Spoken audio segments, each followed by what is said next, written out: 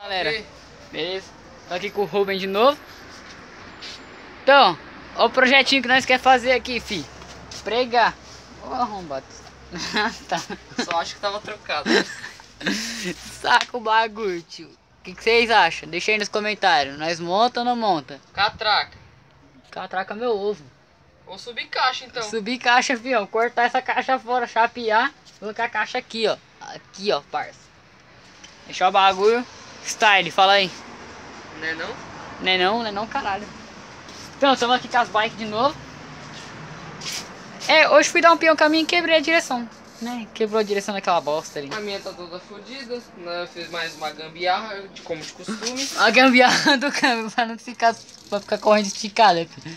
O arame do bagulho, saca? Nossa, mano, depois de tanto tempo esse bagulho da roda, velho. Pensei que tava travada essa catraca.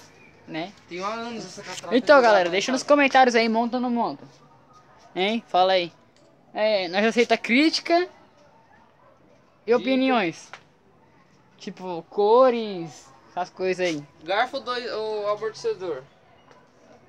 Garfo alongado ou amortecedor? Mano, acho que amortecedor não ia baixar tanto não. Oxi, fi, corta aqui assim, ó. Bota um bagulho pra reforçar. Igual aqui, dos orelha? Bota um 2 andares, sei lá, e já é. Igual dos orelha? Hein? É, tipo isso. Demorou então. Então, se não for inscrito, Se inscreva. compartilhe, deixa o like e é nóis. Fui! Fechou!